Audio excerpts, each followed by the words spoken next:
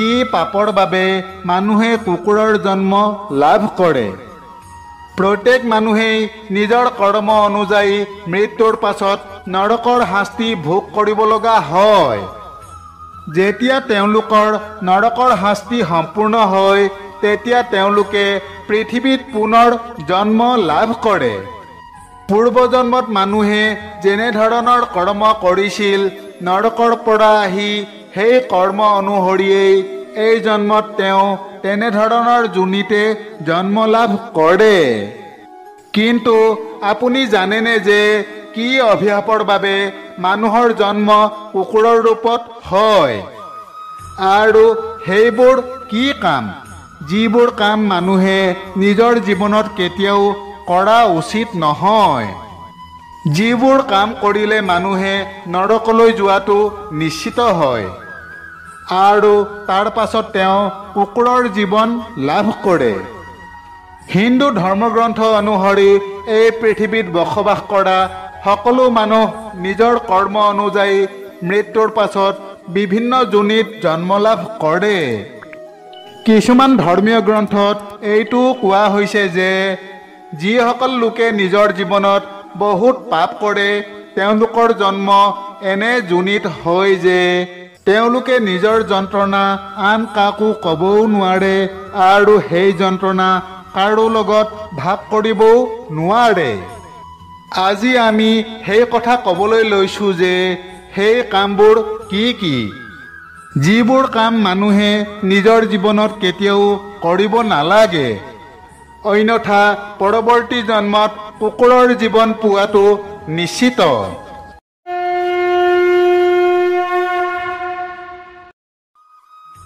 এসময়ত ভগৱান শ্ৰীকৃষ্ণৰ প্ৰিয়া ৰাধা ৰাণীয়ে সখীসকলৰ সৈতে তেওঁৰ নগৰ বৰসানাত ভ্ৰমণ কৰি আছিল। গোটেই নগৰখনতে তাই ইফালে সিফালে অহা যোৱা কৰি ঘূৰি ফুৰিছিল। তেনেতে তাই দেখিলে যে এটা বেমাৰী কুকুৰ অসহায় অৱস্থাত এটা ঘৰৰ কাষত খাদ্যৰ সন্ধানত থিয় হৈ আছে। ঠিক তেতিয়াই তেওঁ দেখিলে যে এজন যুৱক হাতত লাঠি লৈ সেই ঘৰটোৰ পৰা ওলাই আহিল আৰু সি সেই কুকুৰটোক খেদি খেদি মাৰিবলৈ ধৰিছিল। এই সকলোবোৰ দেখি ৰাধা ৰাণীৰ মনটো বেদনাৰে ভৰি পৰিল। তাই সখীসকলক ক'লে, হে সখীসকল, এতিয়া তোমালোক সকলোৱে নিজৰ নিজৰ ঘৰলৈ যোৱাগৈ। ইয়াৰ পৰা মই মোৰ প্ৰভু কানহাৰ ওচৰলৈ যাম। মোৰ তেওঁক কিছুমান প্ৰশ্ন সুধিব লগা আছে। তাৰ পাছত তাৰ পৰাই ৰাধা ৰাণীয়ে ভগৱান শ্ৰীকৃষ্ণক লগ কৰিবলৈ গুচি গ'ল। সেই সময়ত ভগৱান শ্ৰীকৃষ্ণ নিজৰ ৰাজপ্ৰাসাদত সোণৰ সিংহাসনত বহি আছিল। ঠিক তেতিয়াই তেওঁৰ প্ৰিয়া ৰাধা ৰাণী তেওঁৰ ওচৰত গৈ উপস্থিত হ'ল।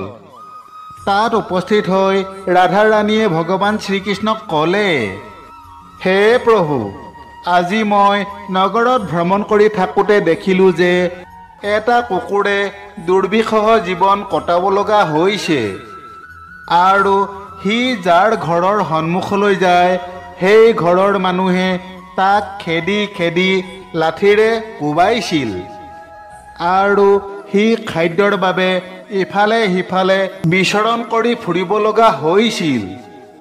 কিন্তু পেট ভৰাব পৰাকৈ সি ক'তো খাদ্য বিচাৰি নাপাইছিল। হে প্ৰভু, এইবোৰ দেখি আজি মোৰ মনত এটা প্ৰশ্ন উত্থাপন হৈছে আৰু মই বিচাৰোঁ যে আপুনি মোৰ এই প্ৰশ্নৰ সমাধান দিব। ৰাধা ৰাণীৰ কথা শুনি ভগৱান শ্ৰীকৃষ্ণই ক'লে, হে ৰাধা ৰাণী, তোমাৰ মনত যি প্ৰশ্ন আছে মোক নিসংকোচে সুধিব পাৰা। মই তোমাৰ প্ৰশ্নৰ উত্তৰ নিশ্চয় দিম। তেতিয়া ৰাধা ৰাণীয়ে ক'লে, হে প্ৰভু, মোৰ প্ৰশ্ন হ'ল কি পাপৰ বাবে মানুহে কুকুৰৰ জন্ম লাভ কৰে। ৰাধা ৰাণীৰ এই প্ৰশ্ন শুনি ভগৱান শ্ৰীকৃষ্ণই ক'লে, হে ৰাধা ৰাণী, তুমি এটা যথোপযুক্ত প্ৰশ্ন সুধিছা। এই প্ৰশ্নৰ উত্তৰ জানিব পাৰিলে মানুহৰ নিশ্চয় কল্যাণ হ'ব। আজি মই তোমাক এটা পৌৰাণিক কাহিনী ক'ম। এই কাহিনী শুনাৰ পাছত তুমি নিশ্চিতভাৱে তোমাৰ প্ৰশ্নৰ উত্তৰ পাবা।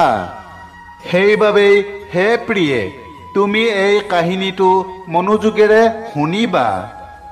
ৰাধাৰাণীয়ে ক'লে, হে প্ৰভু, কৃপা কৰি আপুনি সেই কাহিনীটো কওক।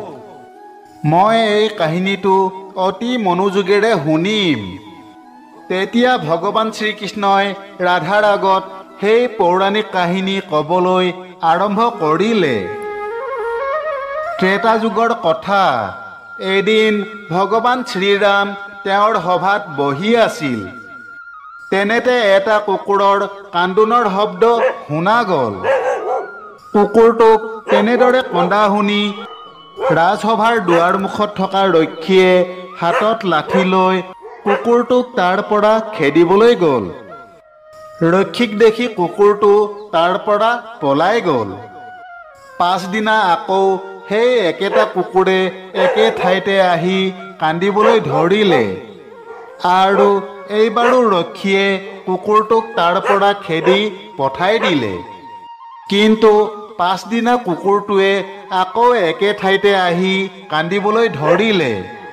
যেতিয়া তৃতীয় দিনাও সেই একেটা কুকুৰে আহি তাত আকৌ কান্দিবলৈ ধৰিলে, তেতিয়া কৌতূহলী হৈ শ্ৰীৰামে মনতে ভাবিবলৈ ধৰিলে যে মোৰ ৰাজসভাৰ বাহিৰত কুকুৰটোৱে এনেদৰে সদায় কিয় কান্দে। এনেদৰে ভাবি শ্ৰীৰামে সেই কুকুৰটোৰ কান্দোনৰ কাৰণ জানিবৰ উদ্দেশ্যে দুৱাৰ ৰক্ষীক মাতি ক'লে, হে ৰক্ষী, বাহিৰত কান্দি থকা সেই কুকুৰটোক ইয়ালৈ লৈ আহা। শ্ৰীৰামৰ আদেশত এজন দুৱাৰৰক্ষীয়ে সেই কুকুৰটো আনিবলৈ গ'ল। সি গৈ কুকুৰটোক ক'লে, হে স্বান, প্ৰভু শ্ৰীৰামে তোমাক ৰাজসভালৈ মাতিছে, গতিকে তুমি মোৰ লগত ৰাজসভালৈ আহা। দুৱাৰৰক্ষীৰ কথা শুনি কুকুৰটোৱে ক'লে, হে দুৱাৰৰক্ষী, মই এনে এক যোনিত জন্ম লৈছোঁ যিয়ে মন্দিৰ, ৰাজভৱন, পাকঘৰ, গোহালিৰ দৰে পবিত্ৰ স্থানলৈ যোৱাটো নিষেধ। গতিকে তুমি গৈ প্ৰভু শ্ৰীৰামক কোৱা যে মোক লগ কৰিবলৈ তেওঁ নিজেই ইয়ালৈ আহিব লাগিব। কুকুৰটোৰ এনেবোৰ কথা শুনি দুৱাৰৰক্ষীজনে লগে লগে ভিতৰলৈ গৈ কুকুৰটোৰ সকলো কথা শ্ৰীৰামক ক'লে। এই কথা শুনি শ্ৰীৰাম নিজেই সেই কুকুৰটোৰ ওচৰলৈ গৈ সুধিলে, হে স্বান, তুমি প্ৰতিদিনে মোৰ ৰাজপ্ৰাসাদৰ ওচৰলৈ আহি কিয় কান্দি আছা? তেতিয়া সেই কুকুৰটোৱে শ্ৰীৰামক ক'লে, হে প্ৰভু, মই কোনো অপৰাধ কৰা নাই, তথাপিও এজন সন্যাসীয়ে মোক শিলেৰে আঘাত কৰিছে, যাৰ বাবে মোৰ এখন ঠেং ভাঙি গৈছে আৰু এতিয়া মই বহুত কষ্ট অনুভৱ কৰিছোঁ আৰু সেইবাবেই মই প্ৰতিদিনে আপোনাৰ ৰাজপ্ৰাসাদৰ সন্মুখলৈ আহি কান্দি কান্দি মোৰ দুখৰ কথা শুনাবলৈ চেষ্টা কৰি আছোঁ, যাতে আপুনি মোৰ প্ৰতি ন্যায় বিচাৰ কৰে। সেই কুকুৰটোৰ কষ্ট দেখি শ্ৰীৰামৰ বৰ দুখ লাগিল।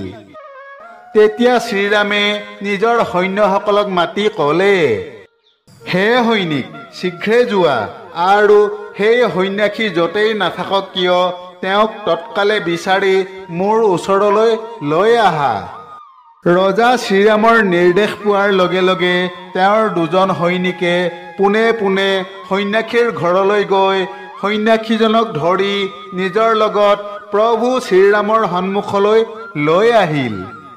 তেতিয়া শ্ৰীৰামে সেই সন্যাসীক ক'লে, হে সন্যাসী, এই কথা সঁচা নেকি যে আপুনি এই কুকুৰটোৰ ওপৰত শিলগুটি নিক্ষেপ কৰিছিল, যাৰ বাবে তাৰ এটা ঠেং ভাঙি গ'ল আৰু ঠেংখন ভঙাৰ বাবে সি ভালদৰে খোজ কাঢ়িব পৰা নাই? আপুনি এই কথা কওকচোন, তেওঁ এনে কি অপৰাধ কৰিছিল যাৰ বাবে আপুনি এই বাকহীন কুকুৰটোক শিলগুটি মাৰি তাৰ এটা ঠেং ভাঙি পেলাইছিল? তেতিয়া সেই সন্যাসীয়ে ক'লে, হে মহাৰাজ, মই এজন সন্যাসী। প্ৰতিদিনে ভিক্ষা কৰি মই মোৰ পেটৰ ভোক গুচাওঁ। এদিন মই ভিক্ষা পাত্ৰ হাতত লৈ ৰাস্তাৰে খোজকাঢ়ি আহি আছিলোঁ। তেনেতে এই কুকুৰটোৱে আহি মোৰ ভিক্ষা পাত্ৰত থকা খাদ্যত মুখ লগাইছিল। কুকুৰটোৰ এই কাৰ্যৰ বাবে মোৰ প্ৰচণ্ড খং উঠিল আৰু মই এটা শিল তুলি তাক জোৰেৰে আঘাত কৰিলোঁ, যাৰ বাবে কুকুৰটোৰ ঠেংখন ভাঙি গ'ল। সন্যাসীৰ এই সকলোবোৰ কথা শুনি শ্ৰীৰামে ক'লে, হে সন্যাসী, আপুনি নাজানে নেকি যে এইটো এটা অজ্ঞানী জীৱ? নিজৰ পেটৰ ভোক গুচাবৰ বাবেই এই কাম কৰিছিল, কিন্তু এই কামটো কৰিব নালাগে বুলি বুজিব পৰাকৈ এটা কুকুৰৰ সিমানখিনি জ্ঞান বুদ্ধি নাথাকে। আৰু যদিও এই কুকুৰটোৱে আপোনাৰ খাদ্য স্পৰ্শ কৰিলে, তথাপি এইটো তাৰ অপৰাধ বুলি কোৱা নহয়, কিয়নো তেনে কাৰ্য কৰাটো এটা কুকুৰৰ স্বাভাৱিক প্ৰৱণতা। আৰু ইমান সৰু কথা এটাৰ বাবে আপুনি এই কুকুৰটোক ইমান ডাঙৰ শাস্তি দিব নোৱাৰে। কুকুৰটোৱে কোনো অপৰাধ কৰা নাছিল। অপৰাধ সংঘটিত কৰিলে আপুনিহে, কিয়নো এজন জ্ঞানী সন্যাসী হৈও এটা সামান্য কথাৰ বাবেই আপুনি এটা জ্ঞানহীন বুদ্ধিহীন কুকুৰৰ ঠেং ভাঙি পেলালে। সেয়েহে আপুনি ইয়াৰ দোষী। সন্যাসীজনক এনেদৰে কোৱাৰ পাছত শ্ৰীৰামে সেই কুকুৰটোক ক'লে, হে শ্বান, এই সন্যাসী তোমাৰ অপৰাধী আৰু তুমি তেওঁক যি শাস্তি দিব বিচাৰা দিব পাৰা। শ্ৰীৰামৰ এই কথা শুনি কুকুৰটোৱে ক'লে, হে প্ৰভু, যদিহে এনে হ'ব পাৰে, তেন্তে মই বিচাৰোঁ যে এই সন্যাসীজন কোনোবা ৰাজ্যৰ ৰজা হওক। সেইটোৱেই হ'ব এই সন্যাসীৰ বাবে উপযুক্ত শাস্তি। তেতিয়া শ্ৰীৰামে কুকুৰটোৱে কোৱা কথা মানি লৈ সন্যাসীজনক ধুনীয়া কাপোৰ পিন্ধাই ৰজা পাতি ৰথত বহুৱাই ওচৰৰে এখন ৰাজ্যৰ ৰাজপ্ৰাসাদলৈ পঠাই দিলে। সেই সন্যাসীজন যেতিয়া ৰজা হৈ সোণৰ সিংহাসনত বহিল, তেতিয়া সন্যাসীজন বৰ আনন্দিত হৈছিল। সন্যাসীজনে ভাবিলে, মই কেতিয়াও সপোনতো ভবা নাছিলোঁ যে জীৱনত কোনোবা দিনা মই ৰজা হ'ম, আৰু এটা কুকুৰেই মোক ৰজা কৰি দিলে।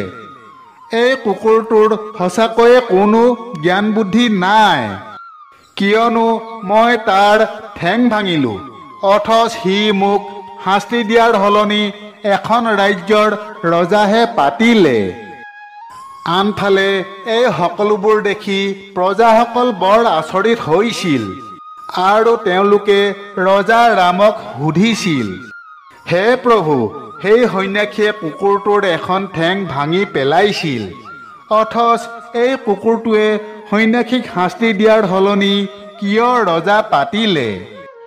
প্ৰজাসকলৰ এই কথা শুনি শ্ৰীৰামে ক'লে, এই প্ৰশ্নৰ উত্তৰ কেৱল সেই কুকুৰটোৱেহে আপোনালোকক দিব পাৰিব। তেতিয়া মানুহবোৰে সেই কুকুৰটোক সুধিলে, হে শ্বান, তুমি সেই সন্যাসীজনৰ লগত কিয় এনেকুৱা কৰিলা?